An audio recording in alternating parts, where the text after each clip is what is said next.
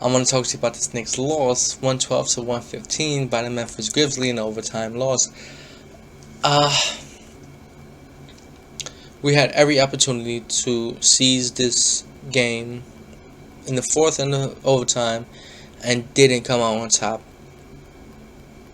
And one other thing before I get into quick things, I want to talk about how Steven Adams sets the most moving picks ever in NBA history and never gets a call.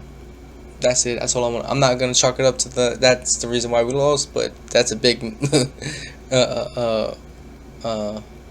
contributor why we lost. I think John Morant is the reason why we lost, but in general, uh, Steven Adams just being a, a pick a pick god, but moving pick god, and never getting a call. Anyways, let's get into it. I think our defense. Let me start off with defense. Mitchell Robinson, he was severely missed. Only 13 minutes, 2 for 3 from the field, and 4 points. He was severely missed. He only had 2 rebounds, stuff like that. He is almost like he reverted back to his fouling ways, where he couldn't stay on the floor because he fouled vigorously. He kept on fouling, and throughout his first 2 seasons, he couldn't stay on the floor. That's how it felt tonight. Although I think it was more of a game plan to attack him so much that he would get into foul trouble and going up against superstars like John Morant and known offensive rebounding defender and everything like that, and Steven Adams, it affected getting sandwiched by those 2 guys. It affected his foul thing, whatever, his fouling, to the point where he was in foul trouble for the whole night, and he got 5 fouls by the fourth quarter. I think we needed him in the fourth quarter for defensive purposes for a few times, because Hartenstein wasn't it, but we needed him. Fournier wasn't it on defense. Him and Brunson can't continue to exist all the time. I think starting off the game is fine, but he can't have 33 minutes of Fournier on the floor with Brunson. I think that doesn't contribute to winning in terms of defense. Offense, fine, but defense, because we need Fournier's offense, but just his defense, we need to find some way of limiting people attacking him. I don't know what it is, but they're gonna find him and attack him. So there's nothing we can do about it. Take the good with the bad, right? R.J. Barrett was good on defense today. On John Morant, he went under screens too much with this dude, and he went off from 3 immediately. It was so bad to the point we had to go over screens with John Morant, and he kept attacking us off of that. It's like John Morant is a star, and he made sure that we knew that tonight. And it wasn't like R.J. Barrett was terrible on defense. He was good on defense. It's just that his offense being so terrible it made his defense non-existent almost. Whatever.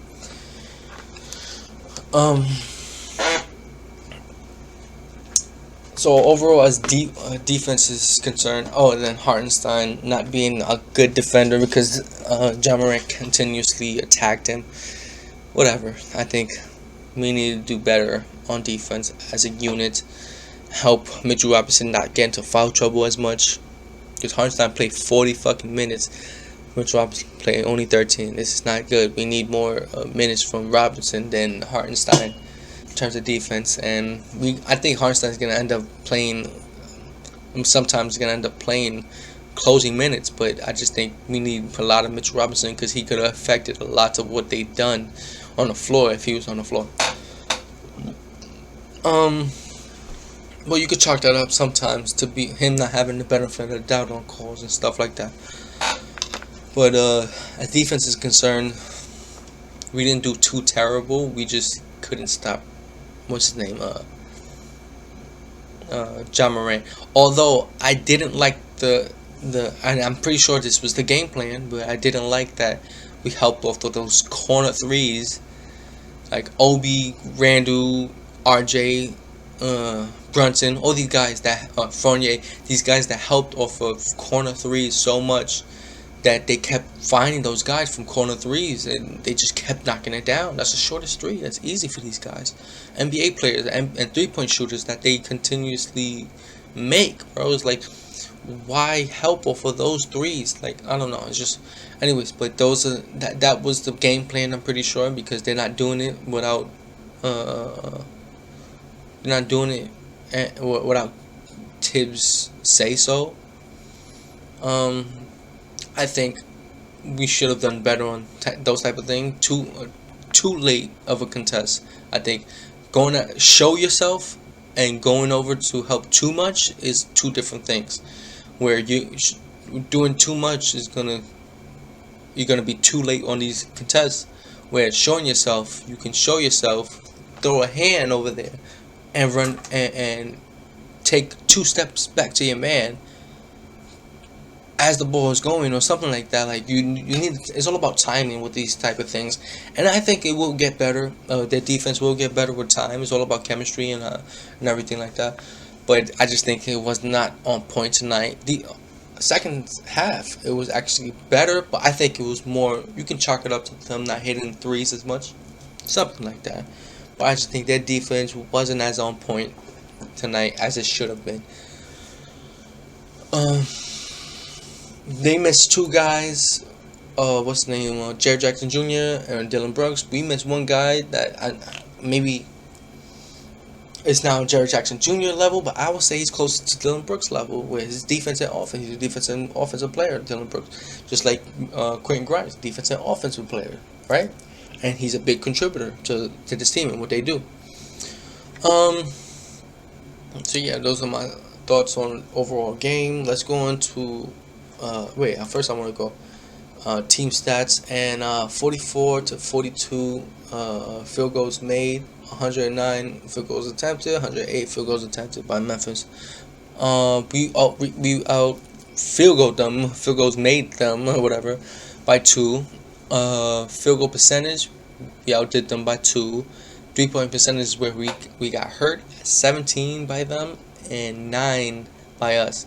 They attempted 50 and made 17. We attempted 37 and made 9. If we would have attempted 13 more, let's say 10 more, just 10 more, we would have 47 attempts. We would probably made like 2 or 3 more, right? And if we did, we could have won by 2 or 3. 2 or 3 3-pointers, right? So, yeah, 24%. 23%. They won the free throws battle in terms of attempts, but in terms of free throws battle in general, we won 18 attempted, 23 attempted by them, 14 made by them, 15 made by us, 83% by us, 60% by them. They out rebounded us by 10. 8 of them are defense, 2 offensive. We out assisted them. That's gonna be our saving grace. One of our saving graces. We stole one more ball than them. 7 and 6 blocks. They got 2 more blocks than us. 5 to 7. We made them turn over 2 more times, but didn't get as much points as them off of turnovers. They got 16 points over our turnovers. We only got 11. That's 5-point difference. Fast break points, that's 2 points more than us. 21 points for them, 19 points for us. This is where we outdid them. Like, they outdid us from 3. 17 3-points made, like, to our 9 3-points made. We had points in the paint. We had 20 more points in the paint than them. We had 68 to their 48. 20 more points in the paint than them. That's what was our saving grace. That's why we only lost by 3. Yeah, their largest lead was 19, which in the third quarter, because the first half was only by 15. The third quarter they pushed it up to 19, but we took the lead in the fourth quarter. Uh, we won the paint, they won the three, and that's why they won by three. Huh? Go figure, right? All right. Let me go to individually the big three, and then I'm gonna go bench. Then I'm gonna go to our guy Cam Reddish, whatever. Randall was our guy tonight. He was the man, and I think if he would have not fouled out, we could have won this game, especially in overtime. If he would not have fouled out, we would have won this game. And he had, I think, 3 fouls in fourth quarter. My fault. In fourth quarter and and overtime, he had 3 fouls, and man, we needed him so much. We didn't need him to do stupid ass fouls like that. We needed him. He had 19 for 16 shooting, 2 for 6 from the 3-point line, 4 from 5 from free throw, 11 rebounds, 6 assists, 2 steals, 24 points, plus 7. He was the man for us tonight. We needed him, and he wasn't there because he got fouled out. 6 fouls. I wish he was there. He was the man, but I think he ISO'd. At first, I thought he ISO'd too much, although he was finding his guys, passing it out and everything. He was seeing the double team come and passing out good. I think he wasn't the reason why we was losing the first half, but I think he didn't contribute that well in the first half, although in terms of what we could have done better. But I think he adjusted better in the second half, although he was good throughout. I think he was the reason why we stood in the game in general. Even when we were down by 15, he was one of the reasons, mainly the reason why we were still in the game. We didn't get blown out by 20 something. I think he did better in the second half, playing within the team and everything, playing off of these guys and everything. Especially in that, because in the second half, Jalen Brunson. I'm going to go with Jalen Brunson now, and Jalen Brunson had a terrible first half. That's one of the reasons why we were down by 15. I think he had a hell of a second half, great second half. If he played anything like he did in the second half, in the first half, he would have had 20 points and did his thing. I think 7 for 18 is okay. I think he could have done better. And like I said, in the first half, he was doing trash. He got caught on fire in the second half. 1 for 4 from 3, and 1 for 4 from 3. Yeah, he wasn't that good at all. 25%.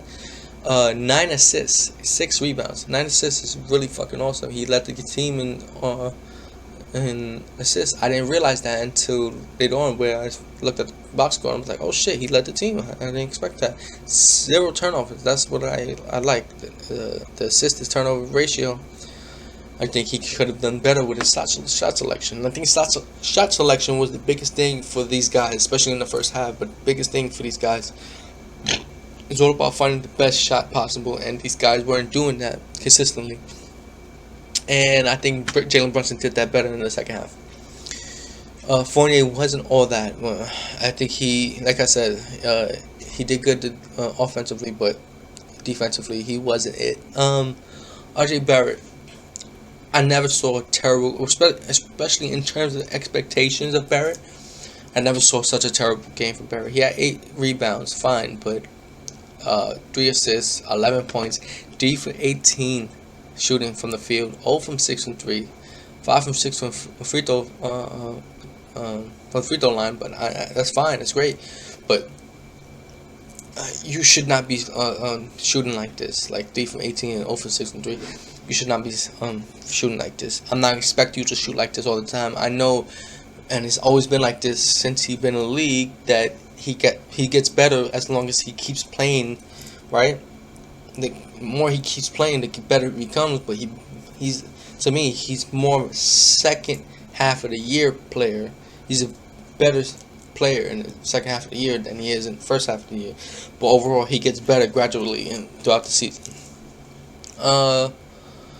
So RJ Barrett, I'm not going to spend too much time on him, although I think he contributed to a terrible game, a bad game that we should have won, because hit 2 more threes, just 2 threes. and we won the game, right?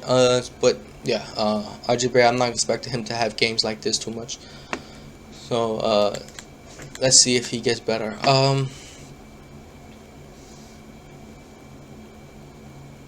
Let me talk the bench. I think Obi Toppin, Rose quickly was terrible today. I think they're not gonna keep, just like RJ Barrett. They're not gonna keep doing this because they were the best bench. Just them three together. Obviously with Alec Burke and Noel and shit like that. Them three together was the best bench unit in the league, points wise and everything like that, production wise. They were the best unit in the league, and last year they were on that track also until Rose got injured. So I'm not gonna put too much stock into how terrible they play, just like RJ Barrett. But I'm gonna say that we shouldn't get performances like this at all because they're too talented. They're they they have too much chemistry to play like this. How terrible they played. The Grizzly bench outplayed them, and Grizzly starters had two guys that's gonna come off the bench. That's guys that killed us tonight as starters. They're gonna come off the bench and hit threes constantly on the second unit. So it's like they need to clean things up. I'm gonna chalk this up to Rose being out for so long that they have to regain that chemistry. I think just give it time. They're gonna gain that back. I think it's a matter of time before they gain that back, and a matter of time until Rose gains that back to grab hold of the second unit and say, hey, this is how we're gonna play. Quickly should not have any offers. He should not have any donuts in terms of points. He 0 for 6 from field, 0 for 3 from 3. He should have no donuts like that. When your main job is to score, especially when Rose is there, when your main job is to score, not be a playmaker, score, then we need you to do things like that, and you didn't do that tonight. You just went had donuts all around. Obi Toppin need to take more opportunities, more chances with his shots instead of passing things up. I think you could chalk something like Barrett, Toppin, quickly. You could chalk this up to first game jitters more than anything. Although a guy like Cam Reddish should have had that type of first game jitters type of thing, but didn't work for him. And Rose, what do you call that? I call that him coming back from an injury. So, so yeah, the bench should be playing better. Although Cam and Hartenstein played good today, Cam should be. These guys should be playing better.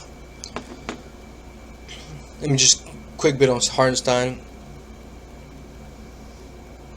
He was really good on offense. His teardrops are good. He gave them such a lift when Mitch was out. But you saw how Mitch was missed on defense. Although offense, Mitch cannot do what Hartenstein does on offense. So it's a give and take with them there. I think we need to find a balance with those two. And because we need Hartenstein's offense at the center position to throw teams off and everything. So we need to find a balance. Now let's go to the man of the hour. I think we Knicks fans berated him so much for not showing up in preseason. And if he would have had one game, the way Obi Toppin had one game in the preseason, only one game, because Obi Toppin didn't have that great games throughout the whole preseason. He had only one game throughout the preseason that he was the man. If Cam would have had that one game throughout the preseason, while the other games were whatever, like how he played, we would have still said give him minutes, because we know he can do that. We need guys off the bench that can give us 20 points out of nowhere. We have multiple guys that can give us 20 points out of nowhere. Quickly, Rose can do that. Cam can do that. Grimes can do that. Obi, we know we can do that now. But if we can get guys have guys throughout, you cannot have too many guys that can get you 20 points out of nowhere off the bench, right? Cam is that guy. He's that type of guy wholeheartedly. He can be a guy, or he is that guy. that can give you 20 points, especially when RJ Barrett is not on point, when Fournier is not on point. I'm talking about Fournier minutes. His minutes should go to most of his minutes should go to Reddish. Like, Reddish not gonna play 28 minutes, right? Give him let's cut that down to half. 14 minutes. 14 minutes between him and Grimes. Let's cut down Fournier's minutes in half. That's 12 minutes. Well, I'm bugging out. That's 15 minutes. Let's just say 15 minutes. Let's cut down 15 minutes for 48 minutes. He's still gonna have whatever minutes, 17 minutes. But that 13 minutes can be split up. That 15 minutes can be split up to Cam and Reddish. Cam and Reddish. Cam and Grimes, where they can get about almost 20 minutes each. Almost 20 minutes each. Right? So, and both of them may play on the floor together, because I think both of them together on the floor will do damage. I think wholeheartedly those two together will do damage. Although you can chalk up to Rose not playing only 12 minutes a game, every game. But you can also chalk up to Hartenstein not getting 40 minutes. You can also chalk up to Mitchell Robinson not getting whatever. I just think Cam deserves minutes. However you want to split it, he proved tonight that it should not be only a 10-man rotation. It should be an 11-man rotation. That's what he proved tonight, and that's what we wanted him to prove throughout the preseason. And he did it tonight of all nights, where the pressure was the highest, and that's what we think. That's why most Knicks fans right now, I'm pretty sure, is thinking like, when the pressure is on, Cam actually rise to the occasion, because the preseason, you're more relaxed. Whereas regular season is more high pressured situations that Cam seems like he thrives in situations like that. Once he got on the floor, you saw the energy from Cam. Defense right away.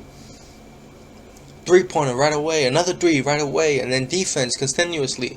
And getting out on a break. He gave us so many fast break points. It's not even funny, bro. Easy buckets. And it wasn't like Obi easy buckets where he has to leak out and get those buckets. He got 2 against 1, and in the opponent advantage, and he still gets the basket. Shit like that. And if it's 1-on-1, that shit is all day, bro. Like, this is what I'm talking about. Like, his game is so needed on his next team, and people are ready to write him off. Can't do that. Cam is too important right now. I think he's too important to this team, and the Knicks fans saw tonight how important he is. I think the person that needs his minutes cut down is Fournier, but also when Barrett's not on, when Barrett is not on the way he is tonight, when he wasn't on, I think his minutes need to be cut down a little bit, especially if Grimes and Reddish is healthy.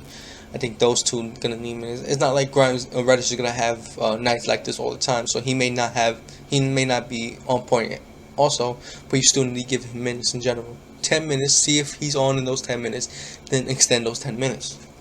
I just think Cam was the star of tonight. Randall was the most important player tonight because he kept us in the game throughout the whole game, and we needed him by the end. But the star of tonight, because if he didn't show up, we would have got blown out by 20. I kid you not, we would have been blown out by 20. But if Reddish did not show up, if we would have been blown out by 20, he's the star of tonight. That's it.